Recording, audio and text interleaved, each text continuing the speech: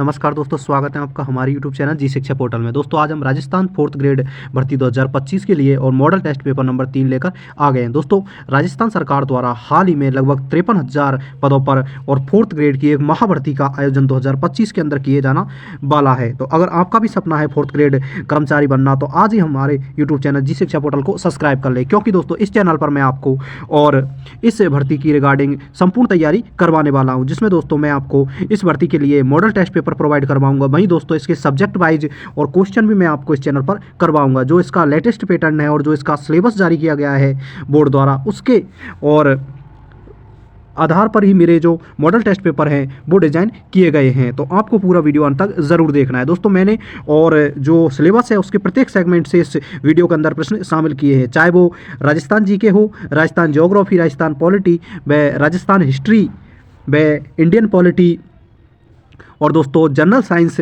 के सभी जितने भी आपके सेगमेंट है जो इस एग्जाम के अंदर पूछे जाने हैं, उनके सभी के प्रश्न इस वीडियो के अंदर शामिल है। तो वीडियो अंत तक ज़रूर देखना है। दोस्तों मैं प्रत्येक प्रश्न के साथ उनके जितने भी एक्स्ट्रा फैक्ट है वो भी इस वीडियो के अंदर डिस्कस करने वाला हूं। दोस्तों अगर आपका सपना है चतुर्थ श्रेणी कर्मचारी बनना तो प्लीज़ हमारे यूट्यूब चैनल जी शिक्षा पोर्टल को आज ही सब्सक्राइब कर ले। मैं आपको विश्वास दिलाता हूँ कि आपकी सफलता में इस चैनल का बहुत बड़ा योगदान होने वाला है। तो चलिए वीडियो शुरू करते हैं। दोस्तों आज का जो हमारा पहला प्रश्न है वो है राजस्थान जीके का, और वो प्रश्न है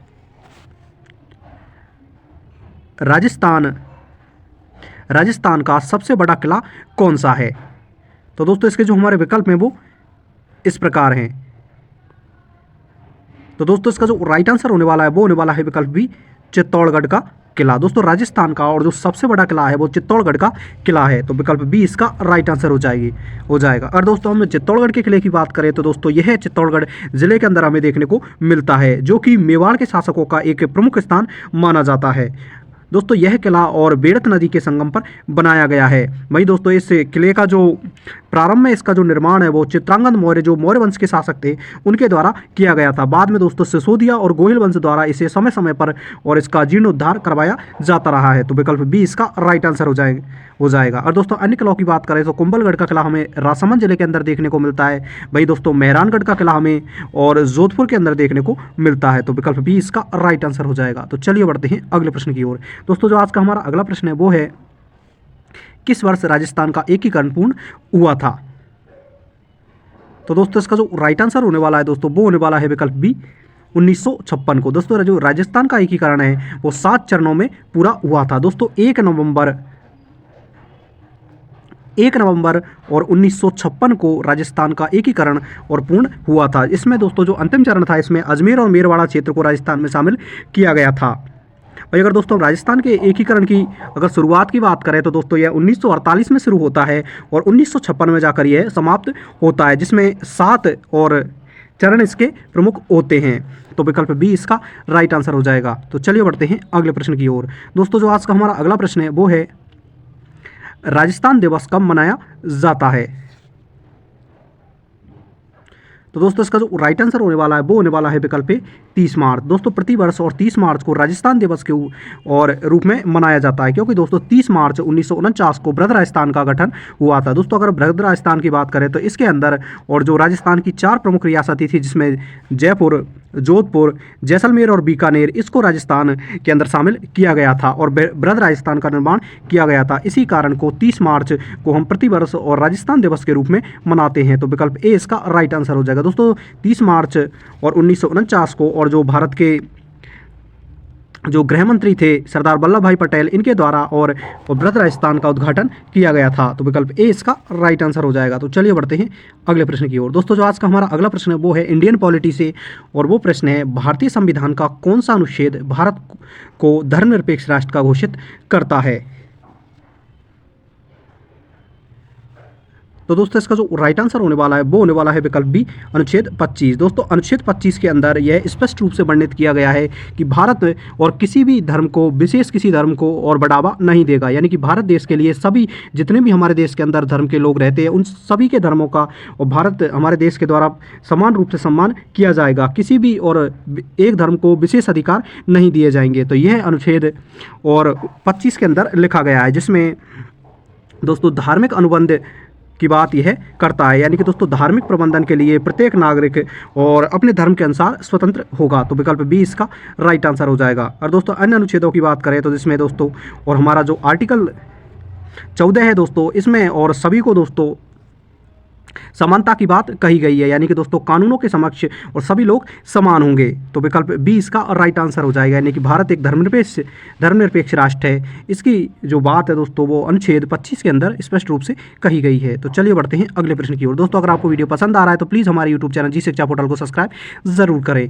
दोस्तों जो आज का हमारा अगला प्रश्न है वो है, राज्यपाल की नियुक्ति कौन करता है?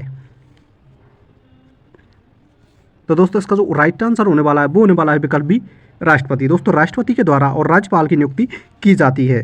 तो विकल्प बी इसका राइट आंसर हो जाएगा। और दोस्तों हम राज्यपाल की बात करें तो हमारे संविधान का जो अनुच्छेद और 153 है उसमें यह वर्णित किया गया है कि प्रत्येक राज्य का एक राज्यपाल होगा जिसकी नियुक्ति और राष्ट्रपति के द्वारा की जाएगी। तो विकल्प बी इसका राइट आंसर हो जाएगा। वही दोस्तों और अनुच्छेद 154 के अंदर यह प्रावधान किया गया है कि जो राज्यपाल होगा वही और दोस्तों राज्य के अंदर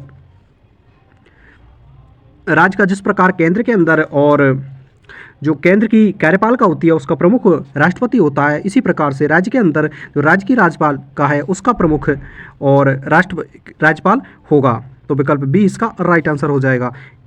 चलिए बढ़ते हैं अगले प्रश्न की ओर। दोस्तों जो आज का हमारा अगला प्रश्न है वो है, राजस्थान के कौन से लोक नृत्य की गुलाबो देवी प्रसिद्ध नृत्यांगना हैं? तो दोस्तों इसका जो राइट आंसर होने वाला है वो होने वाला है विकल्प डी, कालबेलिया। दोस्तों कालबेलिया नृत्य की और गुलाबो देवी एक प्रमुख नृत्यांगना मानी जाती है। दोस्तों इन्हीं के द्वारा और जो कालबेलिया नृत्य है उसको विश्व प्रसिद्ध किया गया था। तो विकल्प डी इसका राइट आंसर हो जाएगा। और दोस्तों हम गुलाबो देवी की बात करें तो यह सपेरा और जनजाति से आती हैं और प्रमुख रूप से इस नृत्य के जो कलाकार हैं और जो नृत्य का जो क्षेत्र है वो उदयपुर का जो आसपास का क्षेत्र है वो कालबेलिया नृत्य का एक प्रमुख क्षेत्र माना जाता है। तो विकल्प डी इसका राइट आंसर हो जाएगा। और दोस्तों हम कालबेलिया नृत्य की बात करें तो 2010 के अंदर दोस्तों इसे यूनेस्को हेरिटेज के अंदर भी शामिल किया गया है। तो चलिए बढ़ते हैं अगले प्रश्न की ओर। दोस्तों जो आज का हमारा अगला प्रश्न है वो है, राजस्थान में पंचायती राज कब लागू किया गया था?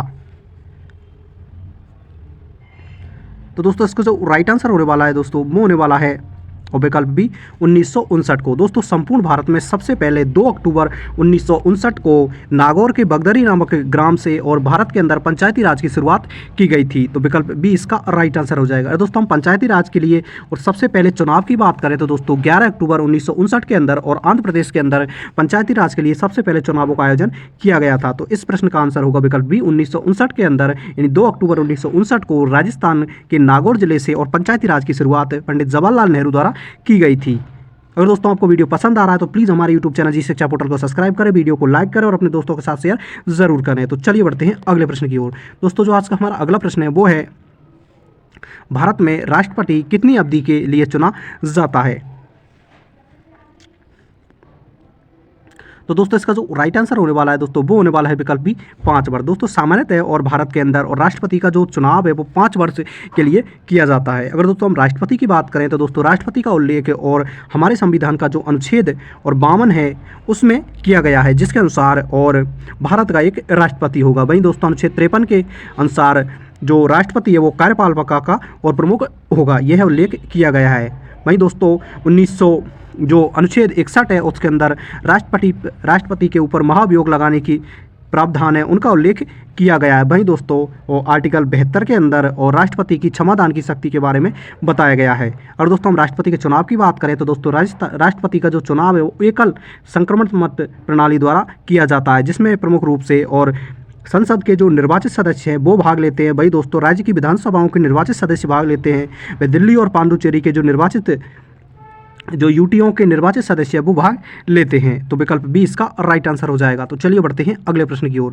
दोस्तों जो आज का हमारा अगला प्रश्न है वो है, राजस्थान की सबसे बड़ी मीठे पानी की झील कौन सी है?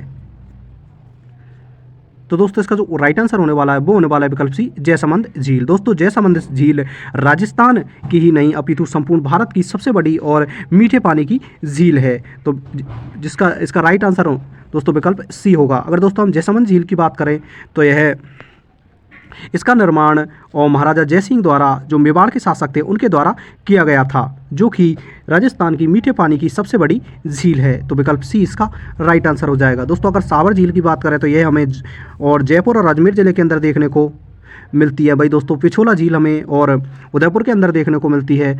आना सागर झील हमें उदयपुर ज़िले के अंदर देखने को मिलती है। तो चलिए बढ़ते हैं अगले प्रश्न की ओर। दोस्तों जो आज का हमारा अगला प्रश्न है वो है, राजस्थान का कौन सा जिला सबसे बड़ा है?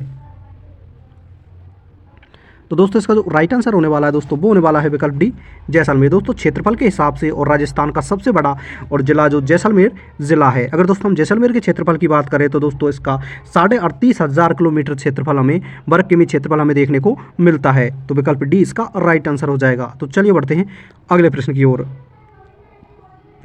राज्यसभा के सदस्यों का कार्यकाल कितने वर्ष का होता है? तो दोस्तों इसका जो राइट आंसर होने वाला है वो होने वाला है विकल्प सी, 6 वर्ष। दोस्तों जो राज्यसभा के सदस्य होते हैं उनका कार्यकाल 6 वर्ष का होता है। दोस्तों इसे संसद, हमारी संसद का स्थायी सदन माना जाता है, क्योंकि दोस्तों इस सदन के जो सदस्य होते हैं उनका और दोस्तों एक कार्यकाल निश्चित नहीं होता है, क्योंकि प्रत्येक 2 वर्ष के अंदर 2/3 सदस्यों को और इससे रिटायरमेंट किया जाता है। तो विकल्प सी इसका राइट आंसर हो जाएगा। और दोस्तों हम राज्यसभा की बात करें तो राज्यसभा का उल्लेख हमारे संविधान के अनुच्छेद 80 के अंदर देखने को मिलता है। तो विकल्प सी इसका राइट आंसर हो जाएगा। और दोस्तों आपको वीडियो पसंद आ रहा है तो आज ही हमारे यूट्यूब चैनल जी शिक्षा पोर्टल को सब्सक्राइब जरूर करें। दोस्तों जो आज का हमारा अगला प्रश्न है वो है, संविधान में मौलिक कर्तव्यों को किस संशोधन द्वारा जोड़ा गया? तो दोस्तों इसका जो राइट आंसर होने वाला है वो होने वाला है विकल्प ए, 42वें संविधान संशोधन द्वारा। दोस्तों 42वें संविधान संशोधन द्वारा हमारे संविधान के अंदर और मौलिक कर्तव्यों को जोड़ा गया था। सरदार स्वर्ण सिंह समिति की सिफारिश पर और 10 मौलिक कर्तव्यों को 42वें संविधान संशोधन 1976 के अंदर और हमारे संविधान के अंदर जोड़ा गया था। वहीं अगर दोस्तों हम 11वें मौलिक कर्तव्य की बात करें तो इसे 2002 के अंदर जो 86वां संविधान संशोधन है उसमें RTE एक्ट यानी राइट टू एजुकेशन एक्ट, शिक्षा के अधिकार को और हमारे 11वें मौलिक कर्तव्य के रूप में 2002 के अंदर जोड़ा गया था। तो चलिए बढ़ते हैं अगले प्रश्न की ओर। दोस्तों जो आज का हमारा अगला प्रश्न है वो है, भारत का संविधान कब लागू हुआ था? तो दोस्तों इसका जो राइट आंसर होने वाला है दोस्तों वो होने वाला है विकल्प सी, 26 जनवरी 1950 को। दोस्तों 26 जनवरी 1950 को भारतीय संविधान लागू हुआ था।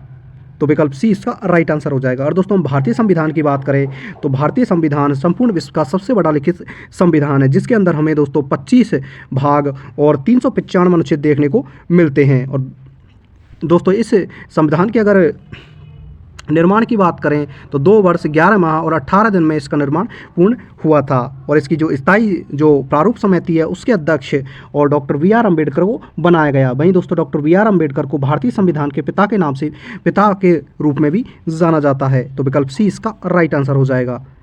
तो चलिए बढ़ते हैं अगले प्रश्न की ओर। दोस्तों जो आज का हमारा अगला प्रश्न है वो है, राजस्थान का सबसे बड़ा वन्य जीव अभ्यारण्य कौन सा है?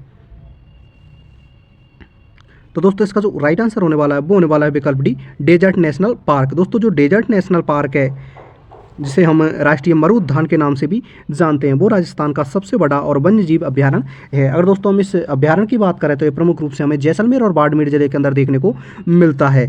तो विकल्प डी इसका राइट आंसर हो जाएगा। और दोस्तों अन्य अभ्यारण्यों की बात करें तो जो रणथंभौर अभ्यारण्य है वो हमें सवाई माधोपुर जिले के अंदर देखने को मिलता है, और वहीं सरिस्का अभ्यारण्य हमें दोस्तों अलवर जिले के अंदर देखने को मिलता है, और टोंक अभ्यारण्य हमें टोंक जिले के अंदर देखने को मिलता है। दोस्तों रणथंभौर अभ्यारण्य में सबसे पहले और जो प्रोजेक्ट टाइगर है उसकी शुरुआत 1973 के अंदर की गई थी। तो चलिए बढ़ते हैं अगले प्रश्न की ओर। दोस्तों जो आज का हमारा अगला प्रश्न है वो है, राजस्थान के लोक देवता बाबा रामदेव का मंदिर कहाँ स्थित है? तो दोस्तों इसका जो राइट आंसर होने वाला है वो होने वाला है और विकल्प सी, रामदेवरा। दोस्तों रामदेवरा के अंदर और बाबा रामदेव का और मंदिर हमें देखने को मिलता है। अगर दोस्तों हम बाबा रामदेव की बात करें तो इनका जन्म उंडू कश्मीर गांव सिप तहसील बाड़मेर के अंदर हुआ था, जो कि राजस्थान के एक प्रमुख लोक देवता माने जाते हैं। दोस्तों इन्हें और हिंदू और मुस्लिम दोनों धर्म के लोग इन्हें पूजते हैं। अगर इनके पिता की बात करें तो इनके पिता का नाम अजमल देव था और मैणा दे इनकी माता का नाम था। और दोस्तों इनके द्वारा ही और केवड़िया पंथ है उसकी भी शुरुआत की गई थी। तो विकल्प सी इसका राइट आंसर हो जाएगा। तो चलिए बढ़ते हैं अगले प्रश्न की ओर। दोस्तों जो आज का हमारा अगला प्रश्न है वो है, राजस्थान का कौन सा उत्सव मरु महोत्सव के नाम से जाना जाता है? तो दोस्तों इसका जो राइट आंसर होने वाला है वो होने वाला है विकल्प बी, जैसलमेर महोत्सव। दोस्तों जैसलमेर महोत्सव है, इसे और मरु महोत्सव के नाम से भी जाना जाता है। अगर दोस्तों हम जैसलमेर महोत्सव की बात करें तो इसका आयोजन प्रतिवर्ष और दोस्तों हमें और जनवरी या फरवरी माह के अंदर देखने को मिलता है, जिसका प्रमुख उद्देश्य दोस्तों राजस्थान के अंदर पर्यटन को बढ़ावा देना। दोस्तों जो राजस्थान, पश्चिमी राजस्थान है, जो मरुस्थलीय प्रदेश है, उसके अंदर और पर्यटन को बढ़ावा देना और यहाँ की जो लोक संस्कृतियाँ हैं उनको और संपूर्ण विश्व के सामने प्रस्तुत करना इस मरु महोत्सव का प्रमुख उद्देश्य होता है। तो विकल्प बी इसका राइट आंसर हो जाएगा। तो चलिए बढ़ते हैं अगले प्रश्न की ओर। दोस्तों जो आज का हमारा अगला प्रश्न है वो है, राजस्थान में ऊंट मेले के लिए कौन सा स्थान प्रसिद्ध है? तो दोस्तों इसका जो राइट आंसर होने वाला है दोस्तों वो होने वाला है और विकल्प बी, पुष्कर। दोस्तों जो पुष्कर स्थान है उस पर ऊंट मेलों के लिए जाना जाता है, क्योंकि दोस्तों प्रतिवर्ष और पुष्कर के अंदर और कार्तिक माह के अंदर और एक विशाल मेले का आयोजन किया जाता है, जिसे राजस्थान का सबसे बड़ा पशु मेला माना जाता है। तो विकल्प बी इसका राइट आंसर हो जाएगा। तो चलिए बढ़ते हैं अगले प्रश्न की ओर। दोस्तों जो आज का हमारा अगला प्रश्न है वो है, भारतीय संविधान में आपातकाल स्थिति को किस अनुच्छेद में वर्णित किया गया है? तो दोस्तों इसका जो राइट आंसर होने वाला है दोस्तों वो होने वाला है विकल्प बी, अनुच्छेद 352। दोस्तों हमारे संविधान के और अनुच्छेद 352 और 356 और 360 इन तीनों के अंदर ही और आपातकाल की बात कही गई है। तो विकल्प डी इसका राइट आंसर होगा। अगर दोस्तों हम आपातकाल की बात करें तो दोस्तों यह प्रावधान हमारे संविधान के अंदर जर्मनी के संविधान से लिया गया है, जिसमें दोस्तों 352 के अंदर और राष्ट्रीय आपातकाल और 356 के अंदर राज्य आपातकाल व दोस्तों 360 के अंदर और वित्तीय आपातकाल की बात कही है। दोस्तों इसका और उल्लेख की बात करें तो हमारे संविधान के भाग 18 के अंदर इसका उल्लेख किया गया है। तो विकल्प डी इसका राइट आंसर होगा। और दोस्तों वीडियो पसंद आ रहा है तो प्लीज़ हमारे यूट्यूब चैनल जी शिक्षा पोर्टल को सब्सक्राइब ज़रूर करें। दोस्तों जो आज का हमारा अगला प्रश्न है वो है, राजस्थान में कौन सी जनजाति सर्वाधिक संख्या में पाई जाती है? तो दोस्तों इसका जो राइट आंसर होने वाला है वो होने वाला है विकल्प ए, मीणा। दोस्तों मीणा जनजाति राजस्थान में सर्वाधिक संख्या में पाई जाती है। वहीं अगर दोस्तों हम इसके बाद में और दूसरी जनजाति की बात करें तो भील दूसरे नंबर पर आते हैं, तीसरे नंबर पर गरासिया आते हैं और चौथे नंबर पर सहरिया आते हैं। तो विकल्प ए इसका राइट आंसर हो जाएगा। दोस्तों राजस्थान की एकमात्र जो आदिम जनजाति है वो सहरिया जनजाति को माना जाता है। अगर दोस्तों इनके निवास स्थान की बात करें तो जो मीणा जनजाति व प्रमुख रूप से पूर्वी राजस्थान और दोस्तों उदयपुर जिले में पाई जाती है। वहीं दोस्तों भीलवाड़ा के जो भील जनजाति है वो प्रमुख रूप से दक्षिणी और राजस्थान है, जिसमें उदयपुर, डूंगरपुर, बांसवाड़ा जिले शामिल है, उनके अंदर बहुतायत मात्रा में हमें ये जनजाति देखने को मिलती है। गरासिया जनजाति हमें दोस्तों और सिरोही का जो आसपास का क्षेत्र है वहाँ पर देखने को मिलती है। वहीं दोस्तों सहरिया जनजाति हमें 12 जिले के अंदर देखने को मिलती है। तो चलिए बढ़ते हैं अगले प्रश्न की ओर। दोस्तों जो आज का हमारा अगला प्रश्न है वो है, राजस्थान की राजधानी जयपुर की स्थापना किस वर्ष हुई थी? तो दोस्तों इसका जो राइट आंसर होने वाला है वो होने वाला है विकल्प 1727। दोस्तों 1727 यानी 18 और दोस्तों नवंबर 1727 को जयपुर शहर की स्थापना हुई थी। दोस्तों सवाई जयसिंह द्वारा और जयपुर की स्थापना की गई थी। तो विकल्प ए इसका राइट आंसर हो जाएगा। दोस्तों जयपुर शहर को और पूर्व के पेरिस के नाम से जाना जाता है। वहीं दोस्तों पन्ना नगरी और गुलाबी शहर के नाम से भी जयपुर सिटी को जाना जाता है। तो विकल्प ए इसका राइट आंसर हो जाएगा। तो चलिए बढ़ते हैं अगले प्रश्न की ओर। दोस्तों जो आज का हमारा अगला प्रश्न है वो है, राजस्थान का राज्य पशु कौन सा है? तो दोस्तों इसका जो राइट आंसर होने वाला है दोस्तों वो होने वाला है विकल्प ए और बी। दोस्तों चिकारा और ऊँट दोनों ही दोस्तों राजस्थान के राज्य पशु माने जाते हैं। अगर दोस्तों हम ऊँट की बात करें तो दोस्तों 2014 के अंदर और ऊँट को भी राजस्थान का राज्य पशु घोषित किया गया था। तो विकल्प ए और बी इसके राइट आंसर हो जाएंगे। तो चलिए बढ़ते हैं अगले प्रश्न की ओर। दोस्तों जो आज का हमारा अगला प्रश्न है वो है, राजस्थान की किस नदी को बिब्दा की नदी कहा जाता है? तो दोस्तों इसका जो राइट आंसर होने वाला है वो होने वाला है विकल्प डी, लूणी नदी। दोस्तों लूणी नदी को और बिब्दा की नदी के नाम से जाना जाता है, क्योंकि दोस्तों दक्षिण पश्चिमी जो राजस्थान है उसके का अंदर और दोस्तों लूणी नदी में जब जल की मात्रा अधिक हो जाती है तो बाढ़ का कारण यह नदी बन जाती है, इसीलिए इसे और बिब्दा की नदी के नाम से भी जाना जाता है। अगर दोस्तों हम लूणी नदी की बात करें तो यह अजमेर की नाग पहाड़ी से निकलती है और यह राजस्थान के 6 जिले जिनमें प्रमुख रूप से अजमेर, नागौर, जोधपुर, पाली, बाड़मेर और जालौर शामिल है उनमें बहते हुए और यह गुजरात में चली जाती है और कच्छ के रण में जाकर विलीन हो जाती है। दोस्तों यह राजस्थान के कुल सिंचित क्षेत्र का लगभग 10% और इसके द्वारा सिंचित किया जाता है। तो विकल्प डी इसका राइट आंसर हो जाएगा। तो चलिए बढ़ते हैं अगले प्रश्न की ओर। दोस्तों जो आज का हमारा अगला प्रश्न है वो है राजस्थान में सबसे अधिक जनसंख्या किस जिले में है। तो दोस्तों इसका जो राइट आंसर होने वाला है दोस्तों वो होने वाला है विकल्प बी जयपुर। दोस्तों जयपुर जिले में और राजस्थान के अंदर सर्वाधिक और जनसंख्या व सर्वाधिक लिंग अनुपात हमें देखने को मिलता है। तो विकल्प बी इसका राइट आंसर हो जाएगा। तो चलिए बढ़ते हैं अगले प्रश्न की ओर। दोस्तों जो आज का हमारा अगला प्रश्न है वो जनरल साइंस से आने वाला है, क्योंकि दोस्तों मैंने इस वीडियो के अंदर हर और उस सेगमेंट से प्रश्नों को शामिल किया है जो कि आपके सिलेबस के अंदर मेंशन है। तो आपको वीडियो अंत तक ज़रूर देखना है। दोस्तों अगर हम जनरल साइंस की बात करें तो किस वैज्ञानिक ने गति के नियम दिए थे। तो दोस्तों इसका जो राइट आंसर होने वाला है दोस्तों वो होने वाला है विकल्प सी आइजैक न्यूटन। दोस्तों जो इंग्लैंड के प्रमुख वैज्ञानिक न्यूटन है उनके द्वारा गति के नियम दिए गए थे। दोस्तों इनके द्वारा ही गुरुत्वाकर्षण का जो सार्वभौमिक नियम है उसकी भी और खोज की गई थी। तो विकल्प सी इसका राइट आंसर हो जाएगा। तो चलिए बढ़ते हैं अगले प्रश्न की ओर। दोस्तों जो आज का हमारा अगला प्रश्न है वो है प्रकाश वर्ष किसकी इकाई है। तो दोस्तों इसका जो राइट आंसर होने वाला है वो होने वाला है विकल्प सी दूरी। दोस्तों लंबी दूरियों को मापने के लिए प्रकाश वर्ष का और यूज किया जाता है। दोस्तों जब दो ग्रहों की दूरी का पता लगाया जाता है या सूर्य से पृथ्वी की दूरी मापी जाती है तो इसके लिए हम प्रकाश वर्ष का यूज करते हैं। प्रकाश वर्ष का मतलब होता है कि एक जो प्रकाश की किरण होती है वो एक वर्ष के अंदर कितनी दूरी ट्रेवल करती है उसके हिसाब से और दूरी का अंदाज़ा लगाया जाता है। तो विकल्प सी इसका राइट आंसर हो जाएगा। तो चलिए बढ़ते हैं अगले प्रश्न की ओर। दोस्तों जो आज का हमारा अगला प्रश्न है वो है कौन सा तत्व शरीर में रक्त निर्माण के लिए आवश्यक है। तो दोस्तों इसका जो राइट आंसर होने वाला है वो होने वाला है विकल्प आयरन। दोस्तों आयरन है हमारे शरीर के अंदर रक्त निर्माण के लिए सबसे महत्वपूर्ण माना जाता है। तो चलिए बढ़ते हैं अगले प्रश्न की ओर। दोस्तों जो आज का हमारा अगला प्रश्न है वो है दूध में कौन सा प्रमुख कार्बोहाइड्रेट पाया जाता है। तो दोस्तों इसका जो राइट आंसर होने वाला है वो होने वाला है विकल्प बी लैक्टोज। दोस्तों हमारे दूध होता है उसके अंदर हमें लैक्टोज नामक जो शर्करा होता है वो देखने को मिलता है। और दोस्तों अन्य शर्कराओं की बात करें जो फ्रैक्टोज है वो फलों के अंदर हमें देखने को मिलता है। और ग्लूकोज जो सामान्य शर्करा होता है और सुक्रोज एक बहुत ही मीठा शर्करा माना जाता है। तो चलिए बढ़ते हैं अगले प्रश्न की ओर। दोस्तों जो आज का हमारा अगला प्रश्न है वो है राज्य सरकार का प्रमुख कौन होता है। तो दोस्तों इसका जो राइट आंसर होने वाला है वो होने वाला है विकल्प मुख्यमंत्री। दोस्तों मुख्यमंत्री राज्य सरकार का प्रमुख होता है। इसका उल्लेख हमारे संविधान के अनुच्छेद 164 के अंदर किया गया है, जिसके तहत और राज्य की विधानसभा का जो प्रमुख जो नेता होगा बहुमत दल का उसे मुख्यमंत्री बनाया जाएगा। तो चलिए बढ़ते हैं अगले प्रश्न की ओर। दोस्तों जो आज का हमारा अगला प्रश्न है वो है राजस्थान में चंबल नदी किसकी सहायक नदी है। दोस्तों इस प्रश्न के अंदर पूछा गया है कि जो चंबल नदी है वो किसकी सहायक नदी है। तो दोस्तों इसका जो राइट आंसर होने वाला है दोस्तों वो होने वाला है विकल्प बी यमुना। दोस्तों यमुना की और चंबल नदी सबसे बड़ी सहायक नदी मानी जाती है। दोस्तों यह ग्वालियर मध्य प्रदेश के अंदर जो चंबल नदी है वो यमुना के अंदर और मिल जाती है। तो विकल्प बी इसका राइट आंसर होगा। दोस्तों आज का जो हमारा अंतिम प्रश्न है वो है राजस्थान में सबसे अधिक वन क्षेत्र किस जिले में है।